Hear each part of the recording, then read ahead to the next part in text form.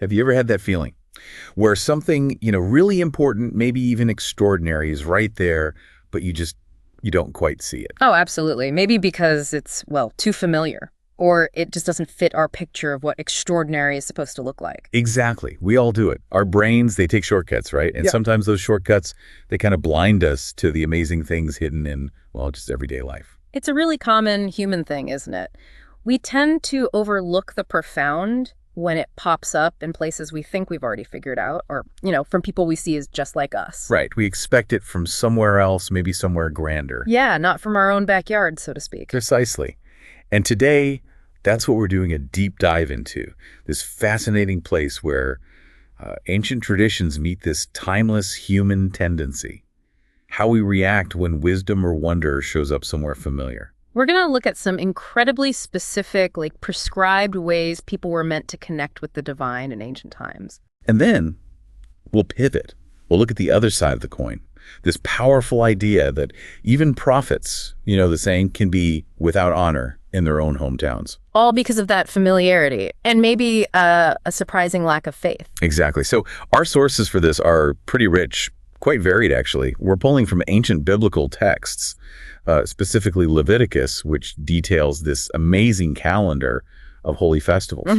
Really detailed. And we've also got insights from a psalm, one that's quite reflective, an Alleluia verse, and then a really key passage from the Gospel of Matthew. And to sort of bring it all together, we're looking at a contemporary reflection, too, one that connects these old stories to our lives now, focusing on themes like presence and, crucially, belief. So our mission today, it's really to pull out the key insights from all these different places. We want to get beyond just what these ancient rules and stories say. And understand why they still hit home today, why they resonate. Yeah. We'll unpack the very structured world of ancient religious life. And then we'll connect that to the human habit we started with, overlooking big truths when they come from sources that feel too ordinary, too familiar.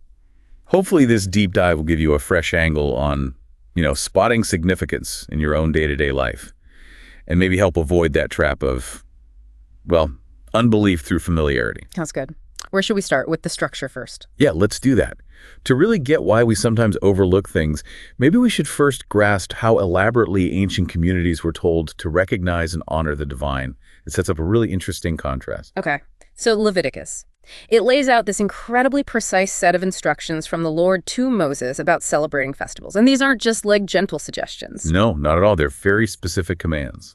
Sacred assemblies, exact times. What strikes me is not just how many festivals there are, but the sheer precision involved in the commands. It points to this deep belief that specific times and specific actions were vital for the community to connect with God. Right. It wasn't just spontaneous worship whenever you felt like it. No, it was like a divinely choreographed calendar for the entire people's spiritual life woven into the year. It's quite something to see that level of detail. Like the Passover of the Lord, it had to be at evening twilight, 14th day, first month. Super specific. And right after that, the Feast of Unleavened Bread kicks off for 7 days, and during that whole time, only unleavened bread. Plus, a sacred assembly on day 1 and no work. That commitment just carried through the whole week, didn't it? It did. Each of those 7 days needed a specific offering to the Lord. And then it wrapped up with another sacred assembly and another day of rest on the 7th day. That repetition, that specificity, it really hammers home how central and sacred these were meant to be. They were part of the very rhythm of life. Absolutely woven into the fabric. And it wasn't just abstract spirituality either. It was tied right into their farming life, right? The harvest. Exactly. Once they entered the land and got their harvest, they had to bring a sheaf of the first fruits to the priest. That's a powerful symbol. So the priest would wave it before the Lord the day after the Sabbath, making it acceptable. It's like dedicating the very first bit of their livelihood back to God. Acknowledging the source before they even partook themselves. And that connection gets even deeper with the new cereal offering. Okay, how so? Well, 50 days after that first sheaf was waved, after counting 7 full weeks, they had to present this new offering. This ritual calendar really anchors their daily work and the seasons directly to their spiritual life. A constant reminder, Yeah, constant acknowledgement of where everything came from. Then, moving through the year, we get to the Day of Atonement. 10th day, 7th month. This feels weighty. It absolutely was a really significant day. A sacred assembly, yes, but also they had to, the text says, mortify themselves. Which meant like a deep self-denial. Fasting, maybe? Often, yes. Fasting, humility, a time of real introspection, and offering an oblation, a specific gift to the Lord. It sounds like a profound communal day of spiritual housekeeping almost. Yearly reset. That makes sense. Exactly. Designed to bring the whole community back into alignment through this really rigorous, solemn process. And then, just 5 days later, things shift again. Right. A complete change in tone almost. The 15th day of that same 7th month, the Feast of Booths begins.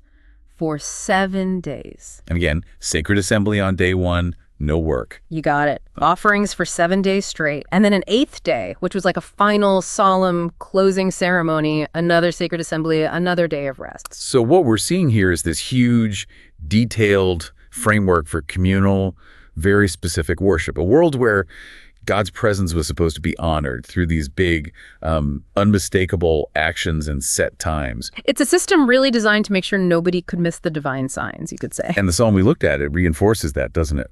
The call for joy in music. Oh, definitely. Sing with joy to God our help, it says. Take up a melody, sound the timbrel, the pleasant harp, and the lyre.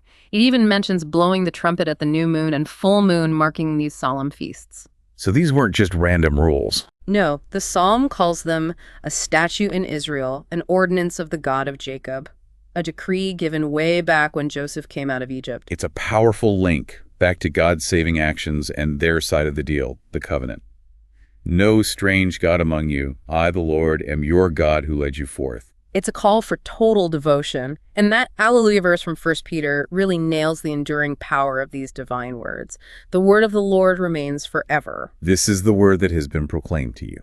Yeah, it emphasizes that these principles, these commands, they were meant to last. So this whole set of sources paints this picture, right? A world where God gets honored through this really ordered public system, festivals, offerings, clear signals. What happens when the divine doesn't show up with a trumpet blast or a big festival? What if it shows up quietly in someone you thought you knew? And that's the tension, isn't it? This is where our next source from Matthew's gospel comes in. It flips the script and brings us right back to where we started. It's such a powerful story. Jesus comes back to his hometown, his native place. He teaches in their synagogue. And people are, well, they're amazed at first. Yeah, they're asking, where did this guy get this wisdom, these mighty deeds? You can almost hear the surprise. But then, almost immediately, that amazement just sours, doesn't it? It does. It shifts really quickly. It's like the sheer familiarity of him becomes the problem. Right. It turns straight to skepticism.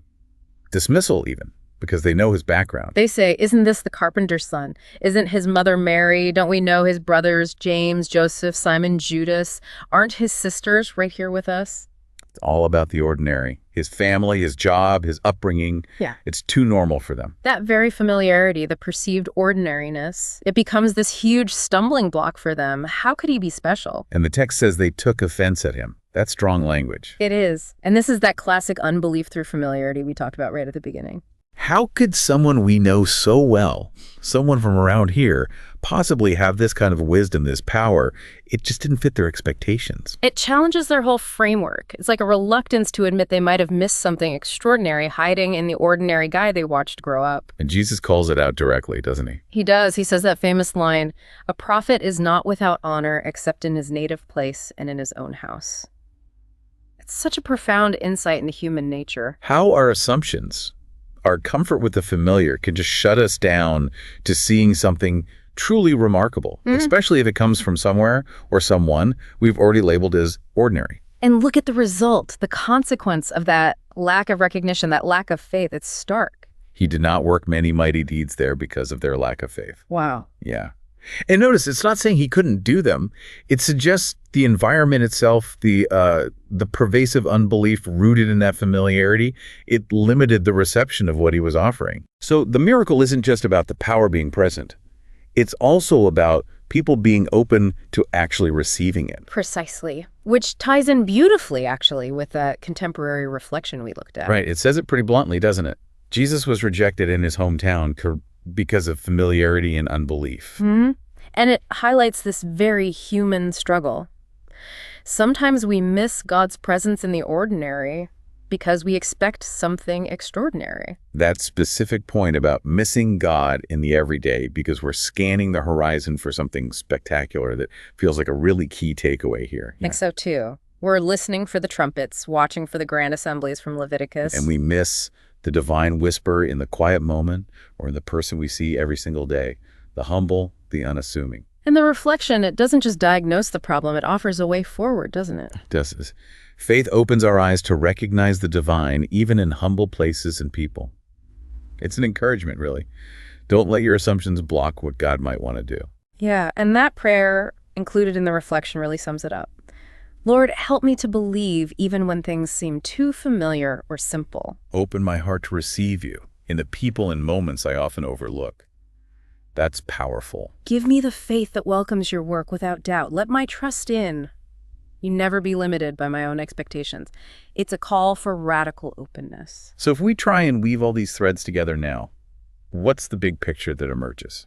Well, connecting it all, I think it means we need to actively cultivate an openness to wonder, especially where we least expect to find it. Okay. The ancient texts, like Leviticus, they give us this amazing framework for deliberately honoring the divine through set actions, through intentional recognition, big communal stuff. Right, making sure it's seen and acknowledged. But then the gospel story and the reflection, they serve as this crucial warning, don't they?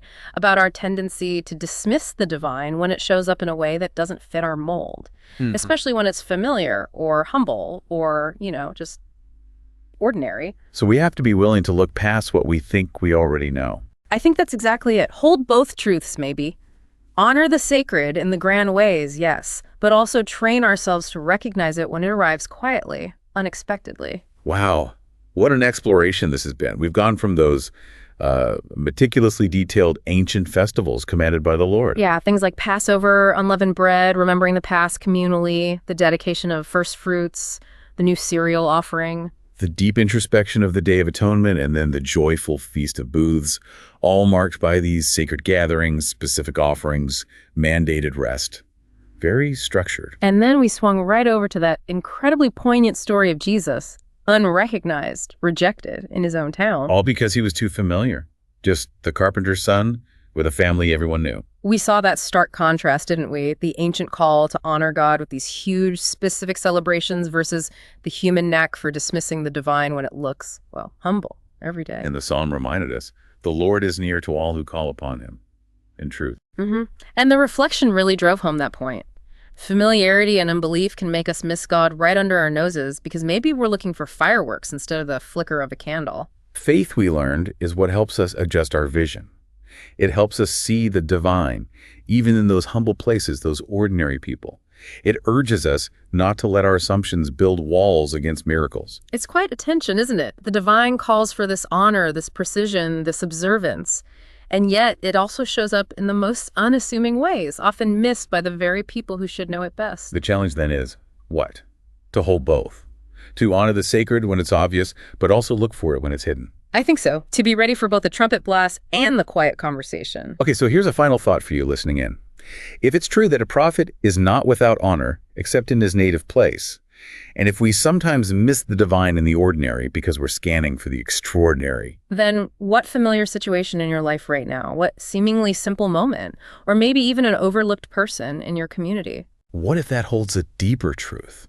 A surprising insight, a profound presence that maybe you've been limiting with your own expectations, your own assumptions. How might approaching that familiar thing, that person, that moment, with a renewed sense of faith and openness like that prayer, suggest how might that change what you actually perceive? What might you discover?